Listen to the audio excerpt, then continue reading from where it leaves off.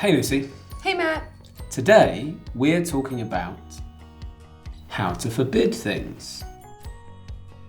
What's with all these signs everywhere? Didn't you hear? We have a new boss and she really, really likes rules. Well, clearly. Look at this one. Yeah, this one means we mustn't talk on our mobile phones. Oh, and that one? This means we mustn't use YouTube. Oh, and that one? We mustn't dance on tables. Let me tell you more. If you want to forbid something, you use the modal verb must plus not. Then add whatever verb you want to forbid.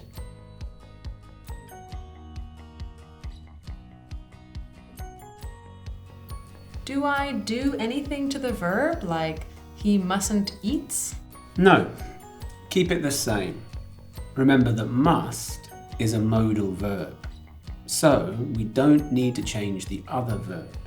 Just use the infinitive, the basic verb, without to. Okay, what about if I use must in the positive sense? Well, must not means that something is forbidden, while must means that something is absolutely necessary, an obligation, as in you must follow the rules. Okay, I think I got it. So, what did we learn today? Well, today we learned how to forbid things using must plus not plus the verb. Oh my god, there's so many signs. What's this one? Shh, guys, you mustn't speak in here.